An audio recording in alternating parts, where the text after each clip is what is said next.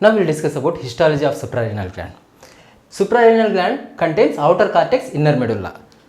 See, if you take this is suprarenal gland divided into outer part and inner part. This outer part what we are calling cortex. This inner part what we are calling medulla. Outer cortex further divided into different zones. Outermost zone is zona glomerulosa. Middle zone is zona fasciculata and inner zone is zona reticularis. So this is zona glomerulosa, this is zona fasciculata and this is zona reticularis and the center medulla. Right? Now we will see from above downwards all the layers of suprarenal gland. I am taking this part and I will try to magnify over there. See, this is capsule, is it? So here this is capsule made up of dense irregular connective tissue. So if it is connective tissue contains connective tissue fibers, connective tissue cells, and connective tissue contains blood vessels, nerves, lymphatics, is it? So all those structures we have to draw here. So here blood vessels I am drawing.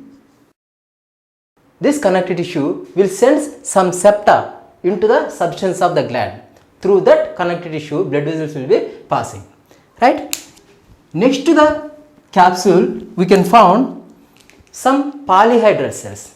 These polyhedral cells arranged in the form of inverted U-shaped.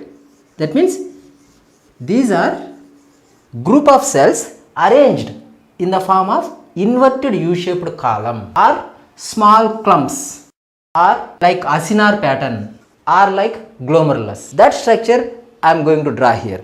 These are polyhedral cells arranged in the form of inverted U-shaped columns or small clumps. These cells surrounded by capillary network or sinusoids. So here you can find sinusoids. Let me draw one more layer. These are sinusoids. This zone is zona glomerulosa. Next to the zona glomerulosa, we can find again groups of polyhedral cells only, but those cells arranged in the vertical columns or radiating columns. So here polyhedral cells, these polyhedral cells arranged in the form of vertical cords. These columns are one cell or two cell thickness, one or two cell thickness.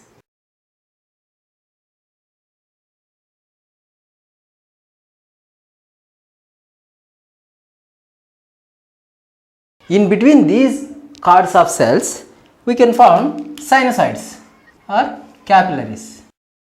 Now I am drawing endothelium of capillaries. So this is zona fasciculata. Zona fasciculata made up of polyhedral cells. These polyhedral cells are arranged in the form of vertical cords or radiating cords. In between these cords, we can form the sinusoids or capillaries. Right? Next to the zona fasciculata, zona reticularis. Here cords of cells arranged in the form of irregular cords. They are not arranged regularly. See, they are arranged irregularly. These cords shows anastomosing pattern so that it appears like meshwork or network. That's what this zone what we are calling zona reticularis. In between these cords we can find sinusoids as usual.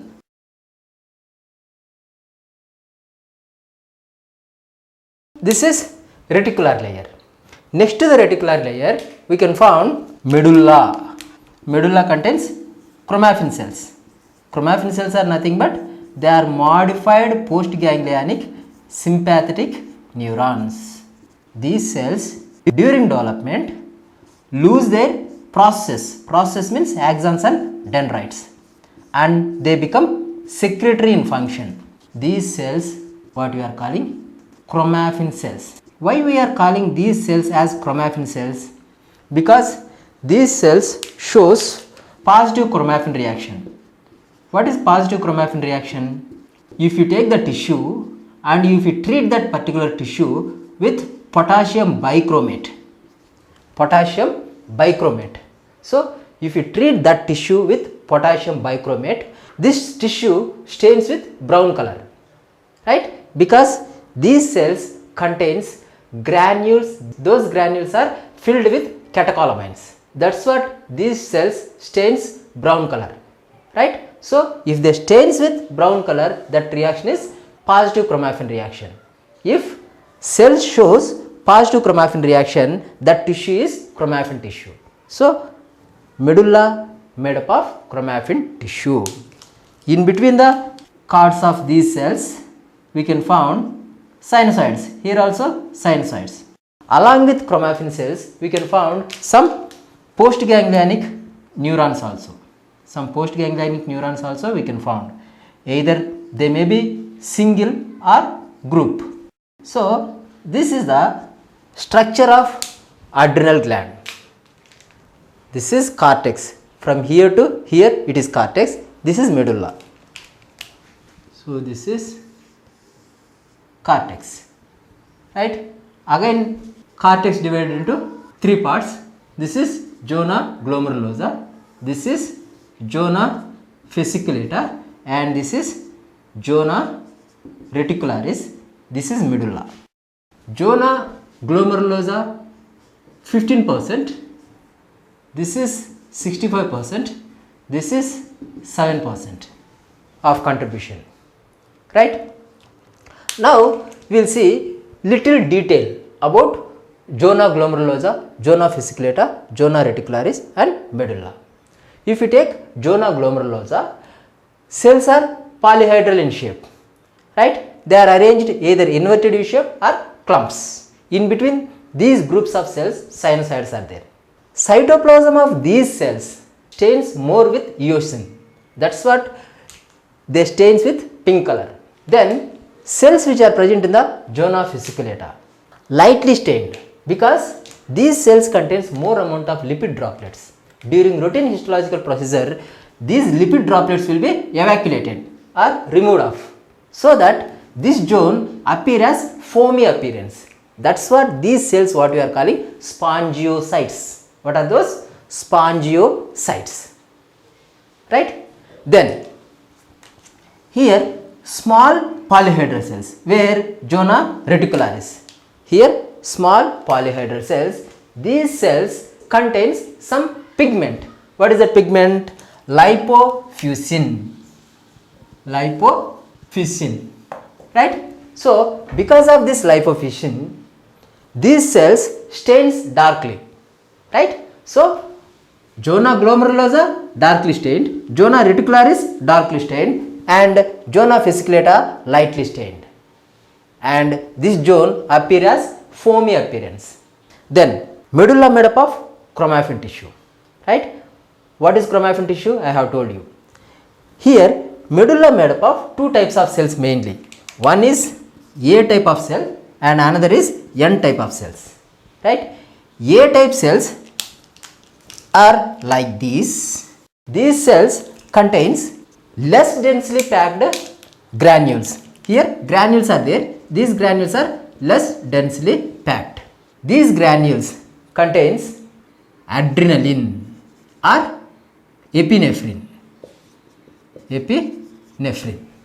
right? Then N type of cells are like this, and these cells contains densely packed granules. These granules contains norepinephrine. So norepinephrine, right?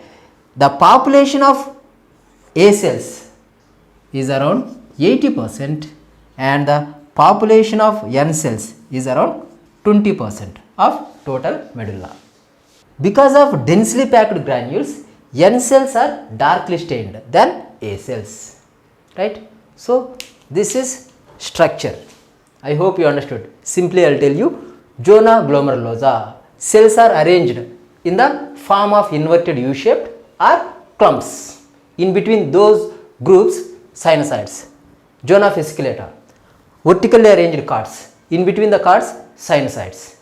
Then zona reticularis, irregularly arranged cards, in between these cards sinusoids. Then medulla, made up of chromaffin tissue or chromaffin cells, in between the chromaffin cells we can find the sinusoids. If you want to remember in the easy way, you remember like this. Imagine this is sunflower and this is stem of sunflower and these are roots of sunflower plant. Is it? See, roots of sunflower plant irregularly arranged, stem is vertically arranged and flower it is like rounded. So this is the structure of suprarenal gland. Now we will see the function of suprarenal gland and applied aspects of suprarenal gland. I am removing this. Now we will see secretions from the suprarenal gland. Zona glomerulosa secretes mineralocorticoids, mainly aldosterone. It maintains the water and electrolyte balance. Whenever the reduction of blood pressure or reduction of sodium levels in the plasma, this information will be detected by juxtaglomerular apparatus, which leads to activation of renin-angiotensin mechanism, which in turn activates the aldosterone. Aldosterone reabsorbs the water and sodium from the distal convoluted tubule, from the filtrate. Is it? So that water levels will be increased, sodium levels will be increased. So totally blood pressure will be increased. Right? Because of these two factors, blood pressure will be increased. Right? So this is function of aldosterone. If there is deficiency of aldosterone, that condition what we are calling Addison's syndrome or Addison's disease. What will happen? Opposite action. That means reduced blood pressure, reduced sodium ions in the plasma and increased potassium, and blood pressure will be very low. Mainly we can observe orthostatic hypotension or postural hypotension. When patient stands from the sitting position or lying position, he will feel giddiness. That means blood pressure will go drastically down.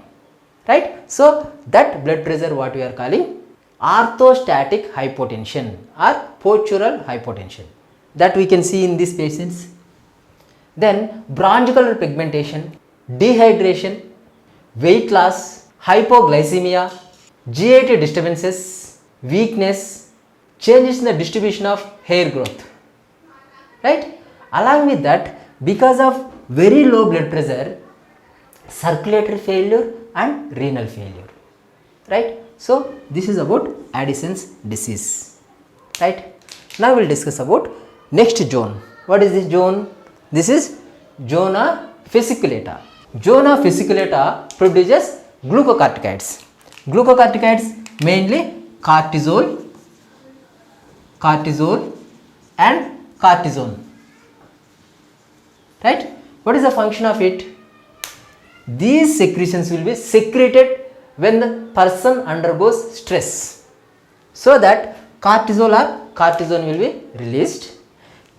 These secretions will break down the protein and fat and convert them into glucose, so that blood glucose level will be increased. Right? And these will inhibit the immune system. How? By inhibiting the number of circulating lymphocytes. Inhibits the number of circulating lymphocytes and inhibiting the production of antibodies and inhibiting the tissue response to the injury. Right? So along with all these things, it will delay in healing, because it will inhibit the activity of fibrocytes also. right? Actually fibrocytes will produce collagen. Clear? So that is about function of cortisol. Then if there is increased amount of cortisol, what will happen? Cushing's syndrome. Cushing's syndrome, right? In Cushing's syndrome, how patient will be? Face will be like tomato face or moon face. Then buffalo hump, that means accumulation of pads of fat in the supraclavicular region and in the dorsal cervical region, which leads to buffalo hump. Then centripetal distribution of fat. Actually fat which is present in the peripheral part of the body will be transported to the central part and accumulated in the trunk, which leads to truncal obesity. Only in this region there will be big belly because of more accumulation of fat. That distribution what we are calling centripetal distribution. This centripetal distribution leads to truncal obesity. Then limbs become very thin and weak because of protein degradation. Then skin become very thin and ulcerated, right? Along with that delayed wound healing, osteoporosis, hyperglycemia. Then because of more accumulation of fat in the abdomen, we can see some red streaks over the abdomen. Then cardiac hypertrophy, abnormal hair growth in case of females, right? So these are the clinical features of Cushing's syndrome. This is because of increased glucocorticoid levels. Then if there is increased mineralocorticoids, what will happen? That we didn't discuss. Cohen's disease, Cohen's syndrome. Here increased blood pressure, increased sodium levels, which leads to patient feels anxiety, depression, memory loss, excessive thirst, fatigue, headache, heart arrhythmias. These are all the clinical features of Cohen's syndrome.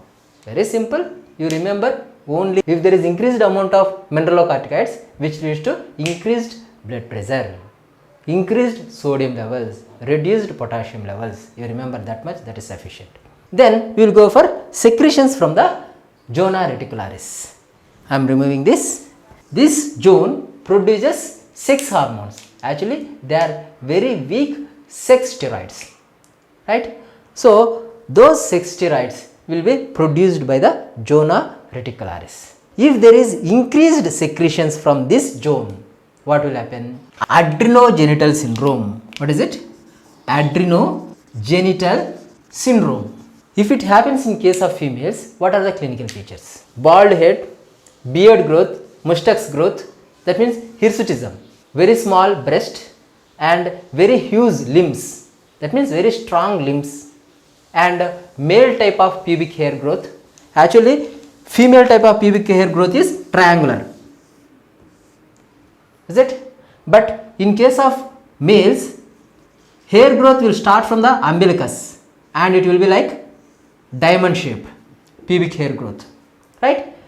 In androgenital syndrome, females will be having the male type of pubic hair growth. Along with these features, there will be enlargement of clitoris. It appears as penis, right? So these are the androgenital features in case of females. But in case of males, usually if it happens in the children's, which leads to precocious puberty. What does it mean? Early onset of secondary sexual characteristics. That means early onset of puberty. Enlargement of penis, beard growth, pubic hair growth, and all secondary sexual characteristics which will occur at the puberty, that will happen before the age of the puberty. That syndrome what we are calling precocious puberty. Then you will see secretions from the medulla. Medulla will produce catecholamines, that means epinephrine and norepinephrine. These secretions will be produced when the person is under acute emotional stress or when the person is under fear. These catecholamines will be produced so that that individual can utilize maximum effort and energy. Medulla is under the control of sympathetic division of autonomic nervous system, but cortex is under the control of ACTH, adrenocorticotropic hormone, produced by the pituitary gland. So that is about secretions from the medulla. If there is increased secretions from the medulla in the pheochromocytoma, in this condition there will be increased secretions from the adrenal medulla, which leads to hypertension. So this is about histology of adrenal gland and its applied aspects. Now we will see histology of adrenal gland in the slides. This is capsule, this is cortex, and this is medulla. You can see here, this is cortex, outer part is cortex, this is medulla, inner part is medulla. Cortex further divides into three zones: zona glomerulosa, zona fasciculata, zona reticularis. And deep to the zona reticularis we can find the medulla. Actually this is schematic view. In the zona glomerulosa, cells are arranged in the form of inverted U-shaped or acinar pattern or like clumps. So these are like clusters or clumps, right? So this is zona glomerulosa. In between these groups of cells we can find the sinusoids. This is about zona glomerulosa. Then zona reticularis. In this zone, cells are arranged in the form of vertical cords. See, these are vertical cords, 1 or 2 cell layer thickness. In between these cords we can find the sinusoids. Then zona reticularis. Here cords of cells are arranged irregularly. These cords shows anastomosing pattern. That's what this zone appears like reticulum or network. That's what this zone what we are calling zona reticularis. And this is medulla, medulla made up of chromaffin cells. If you take microphotograph of adrenal gland, see, this is low magnification. In low magnification itself we can clearly differentiate outer cortex, inner medulla. See, this is cortex. In cortex we can differentiate three zones here. This is zona glomerulosa, this is zona fasciculata, and this is zona reticularis. If you magnify this part, this small part here, this is magnified microphotograph of adrenal gland. See, capsule, zona glomerulosa, zona fasciculata, zona reticularis, and medulla. See here, this is the original microphotograph of adrenal gland, and this is the drawing. See, this is capsule and this is zona glomerulosa. If you observe here, cells are arranged in the form of clusters or inverted U-shaped columns or like acinar pattern. See, this zone is zona glomerulosa because it is appearing like small glomerulus. That's what this zone what we are calling zona glomerulosa. In between these cells we can see the sinusoids. See, this is sinusoid, this is sinusoid, here sinusoid. These cells are polyhedral cells. Next to this zone, what is this? This is zona fasciculata. Here cells are arranged in the form of vertical cords or radiating cords. In between these cords also we can find the sinusoids. See, these are sinusoids. Here you can find sinusoids, right? If you observe outer zone, inner zone, and middle zone. Middle zone is lightly stained because these cells contains more amount of lipid droplets. I never mean that in the outer part there is no lipid droplets. Here also lipid droplets will be there, but very few in number. But here more amount of lipid droplets will be present. During routine histological procedure, those lipid droplets will be removed off because of vacuolization. That's what this zone appears pale in color. Next to the zona fasciculata, this is zona reticularis. In this zone, cells are arranged irregularly and forms like a network. That's what this zone what we are calling zona reticularis. In between these cords, we can see the sinusoids here. See, these are sinusoids. In this zone, cells contain some amount of pigment. That pigment what we are calling lipofuscin. Because of that, this zone darkly stained. Then medulla. Medulla made up of chromaffin tissue. Along with that, few sympathetic neurons also you can find. See, sympathetic neurons. See, this is schematic view again. This is capsule. This is zona glomerulosa, zona fasciculata, zona reticularis, and medulla. Here, zona glomerulosa, zona fasciculata, zona reticularis, and this is medulla. Here, sinusoids we can find. In the zona glomerulosa, cells are arranged in the form of inverted U shape. See here. Then we will see the secretions from the different zones. These are the cells which are present in the zona glomerulosa. These cells producing mineralocorticoids, primarily aldosterone. Then, what is this zone? Zona fasciculata. Cells which are present in the zona fasciculata producing what? Glucocorticoids, mainly cortisone. Then what is this zone? Zona reticularis. Cells which are present in the zona reticularis producing what? 6 hormones. Example, dehydroepiandrosterone. So zona reticularis producing 6 hormones. Then this is medulla. Medulla contains chromaffin tissue. So these are chromaffin cells. Modified postganglionic sympathetic neurons. Modified postganglionic sympathetic neurons. In the medulla, there are 2 types of cells are there, as I told you. These cells are A cells and these cells are N cells. These cells are A cells. That means they produce adrenaline. Then N cells produce noradrenaline. A cells contains granules. These granules contains adrenaline, but these granules are not densely packed. But here these cells are secreting noradrenaline and these cells contains densely packed granules. That's what these cells stains darkly than the A cells. So A cells produces adrenaline, N cells produce noradrenaline. So this is the structure and secretions from the different zones of adrenal gland. Now we will see few applied aspects related to effects of deficient secretions of adrenal gland, effects of excessive secretions of adrenal gland. First, if we take mineralocorticoid deficiency. See, if there is reduced mineralocorticoids like aldosterone, which leads to Addison's disease.